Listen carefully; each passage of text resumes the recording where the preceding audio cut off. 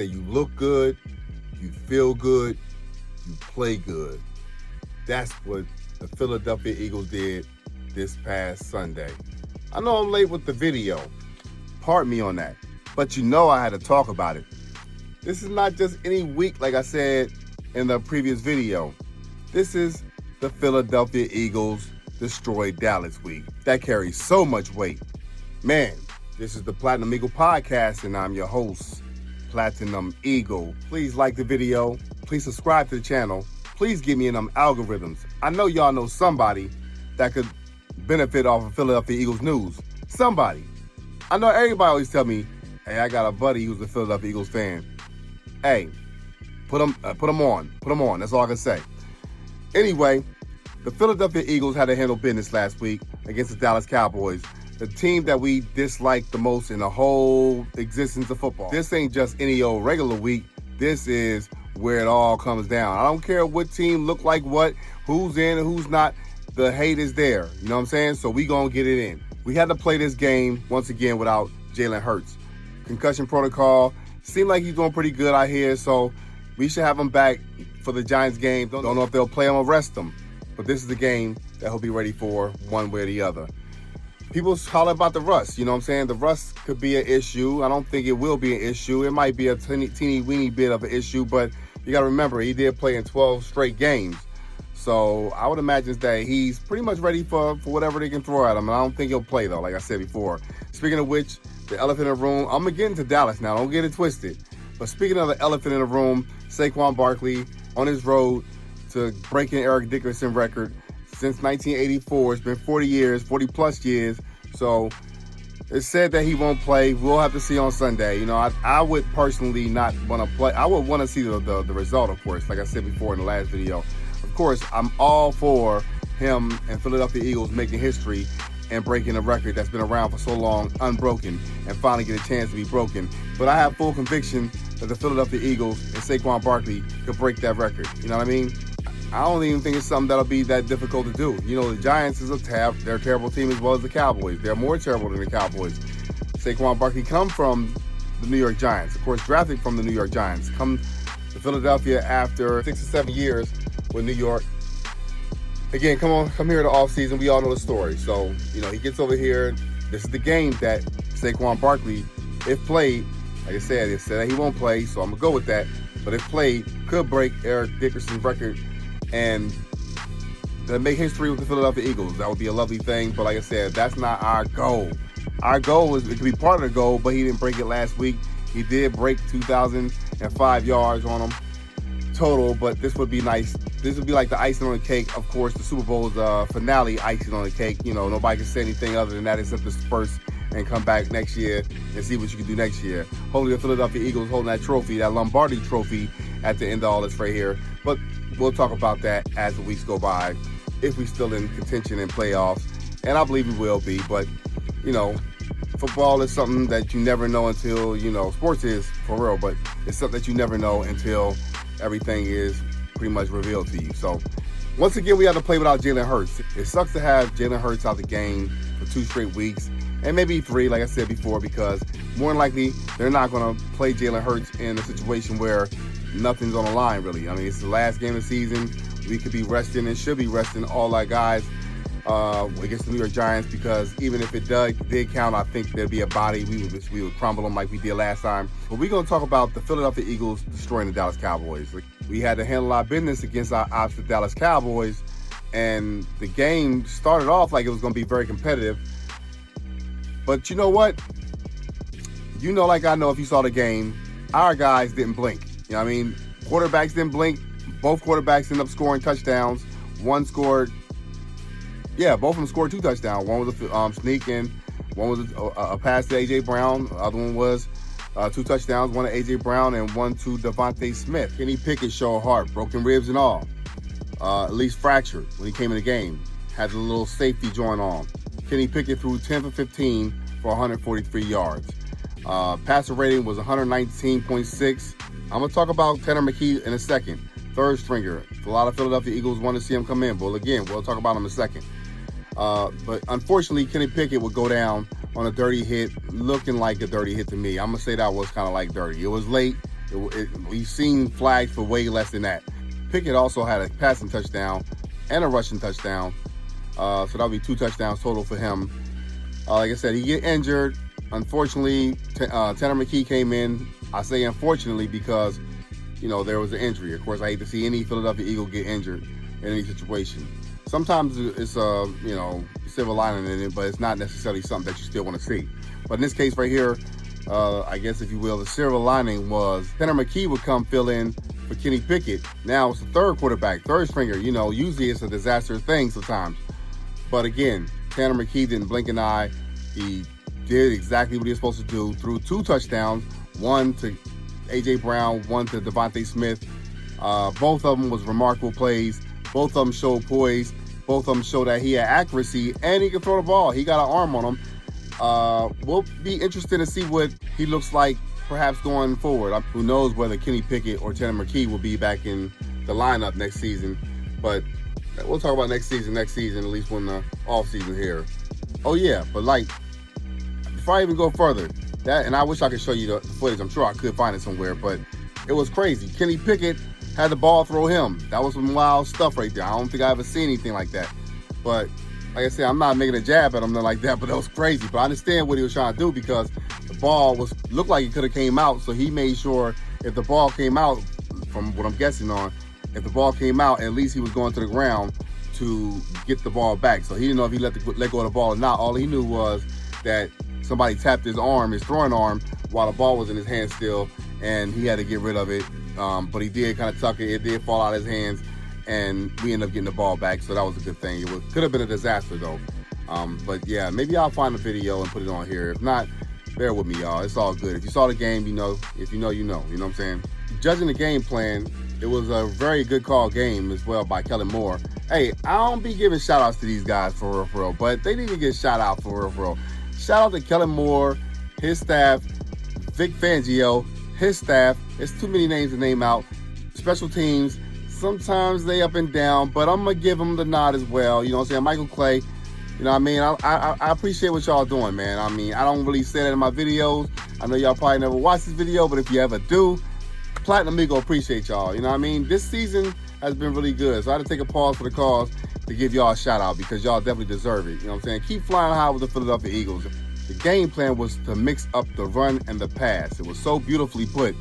It was different from last week when we were running the ball on first down without, a viable threat from Jalen Hurts or a likely of Jalen Hurts. They try to mix it up with the run and pass. So it was like 50-50, 60-40, something like that right there. It was cool because we were not too predictable. We were not predictable at all, as a matter of fact. The Cowboys was off kilter. Actually, it started getting predictable, but they just couldn't stop it. Saquon Barkley. I'm gonna stop right there. Since we talked about Saquon Barkley in the beginning of the video, it's only right that I talk about him before I get into anybody else. Because Saquon Barkley at running back for sure this year is him. You know what I'm saying? Last year was McCaffrey, perhaps, and the year before that, who knows? But this season for sure, Saquon Barkley is him. You know what I mean? I ain't taking no credit away from any other running back in the league. That's not what I do. Platinum Eagle give it up to who need to be given up to. But I'm saying, Saquon Barkley is different. We all know. I ain't got to tell you nothing that you don't know. You must be hot under the rock or don't know nothing about football if you don't know that Saquon Barkley is different. What he brings to the table with the Philadelphia Eagles, with our offensive line, it's insane, man. Like, it's hard to stop. I hope it never gets stopped. You know what I'm saying? I'm on a reel. I mean, it's our time to shine. We've been struggling for some time. Don't be wrong, we've been always in the thick of things, but I'm talking about struggling in regards of not getting it done. We got to get it done. I'm telling you, we got to get it done. It's been so many years, and I'm a loyal fan, so no matter what, I'm going to be a fan, right? But we got to get it done, man. Eagles fans, y'all know what I'm talking about. Let's get it done. That's the only thing we seeing. We seeing Super Bowl championship. And anything short of that, in my opinion, is not good. It's not good enough. You know what I mean? Because we got the team to do it. How I feel right now, we got to get this done with Saquon Barkley while he's hot. Pause. You know what I'm saying? While he's getting this thing done, while he handling that business, while he him, like I said, alhamdulillah, while he him, we got to make sure that we take advantage of this opportunity and seize it. You know what I mean? It's just no excuse for us not to get it done this season. Yeah, you can look at Detroit Lions. they doing pretty good. I ain't gonna hold you. I ain't gonna act like I don't see what they doing over there in Detroit. But that's Detroit, man. They gotta show me. And the Philadelphia Eagles, I want them to show me what I want to see. You know what I'm saying? Ain't nothing else I can tell you about that. You know what I mean?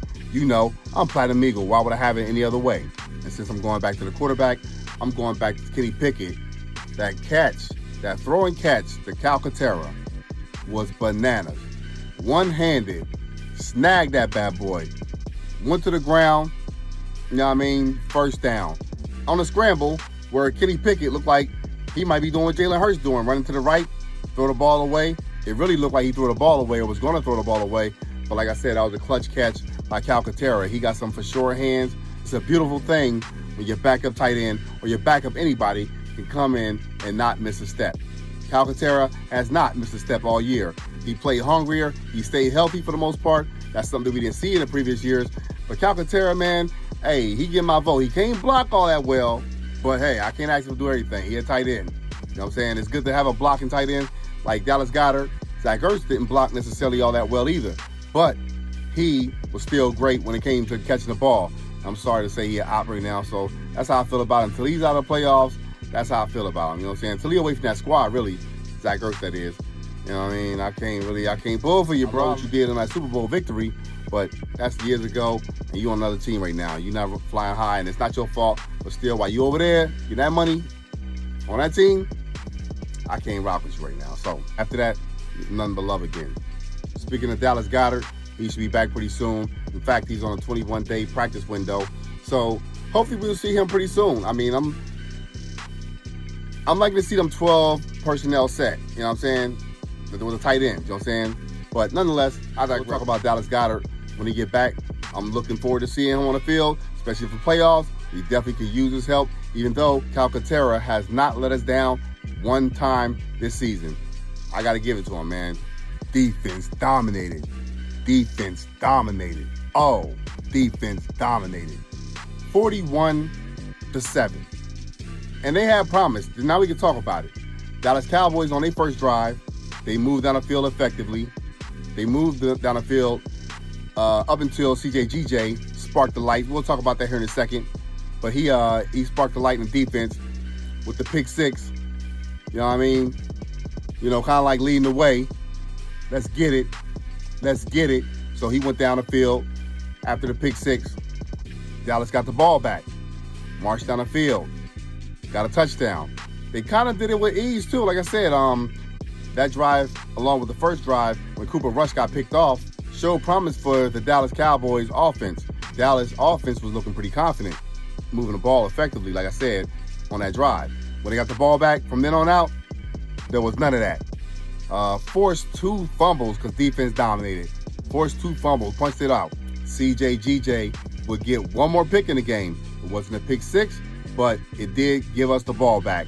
It was crazy because, as you already know, Quinyon Mitchell was trying to get in there to get the ball. So both of them was trying to pick the ball at the same time, CJGJ and Quinyon Mitchell. Quinyon Mitchell was like, oh my gosh, not again, because it happened earlier in the season when CJGJ and Quinyon Mitchell was there to catch the ball at the same time and ended up hitting each other, and the ball, neither of them got the ball. So at least this time, one of them got the ball. And I didn't care which one it was. I definitely didn't want it dropped on the ground, you know what I'm saying? So he caught the ball, CJGJ did, and, you know, he see ball, get ball. I think that was an incentive for CJGJ as well. I ended up getting $500K or something like that for, I think, getting 6 picks within the season so far. So, you know what I mean, get your money. I think Saquon Barkley got a nice incentive, $750,000 or something like that for breaking 2,000 yards. Man, sure must be nice. I can tell you that much, you know what I'm saying? I love to be in that situation where I do something like that right there at my craft and I get rewarded like that. I ain't even mad at it. Get whatever money y'all can get it. I'm with it, you know what I mean? And the guy we acquired from the San Francisco 49ers who played for them last season, Orlin Burks, was filling in for Nakobe Dean. Nakobe Dean will be out this game, I believe, from an abdomen tear or something like that. I hope it ain't a tear. I think it's an abdomen injury, though.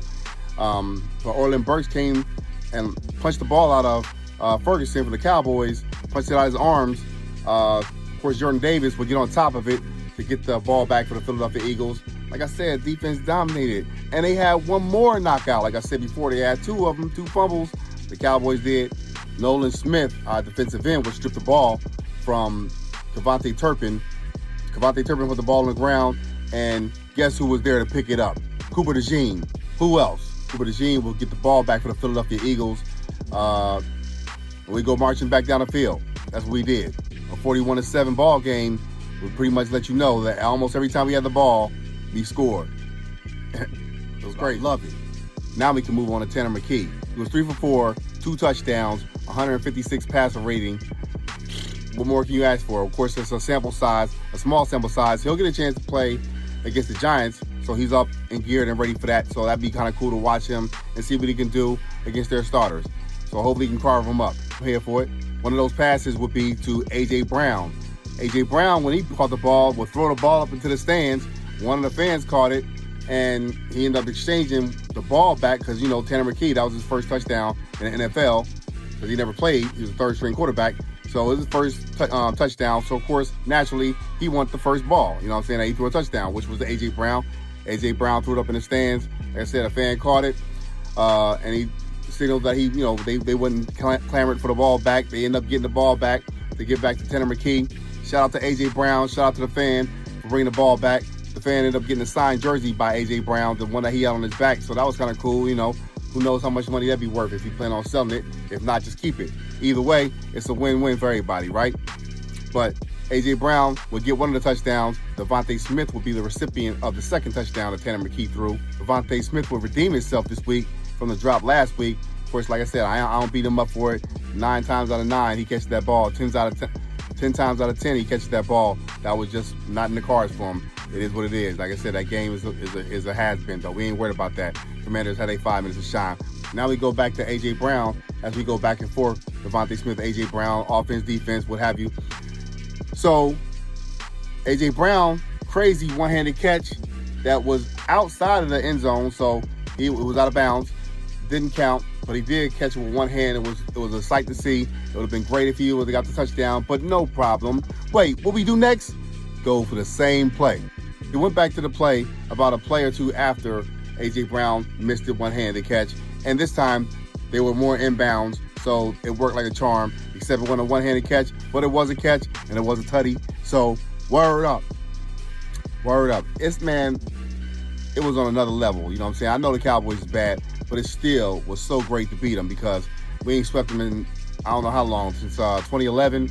That's way too long. I don't know, sometimes we probably went down to Dallas like other players or other teams do, and they look at that star, they look at all the Jerry World, and I don't know, maybe they just get bedazzled by it. I don't know. I can't call it, but not this season. We handled business, whether it was ready to play or not. They could have had Dak. They had whoever they had. We had whoever we had, and we took care of business. You know what I'm saying? Fly, Eagles, fly. What? I got to go back to Saquon Barkley. Saquon Barkley feasted, and when I tell you feasted on the Dallas Cowboys defense. Yeah, if they had about 5 more plays back and take off the scoreboard, what are we doing now? What are we doing? You know what I'm talking about. What are we doing? You know what I'm saying? So really, take away the scoreboard, it was about 5 plays that decided the game.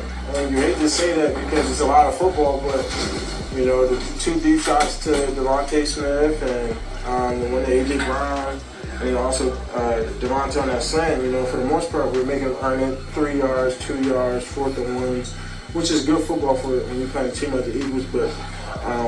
But the other side is when you're playing those big teams. Again, what we doing? You lost, bro. You lost.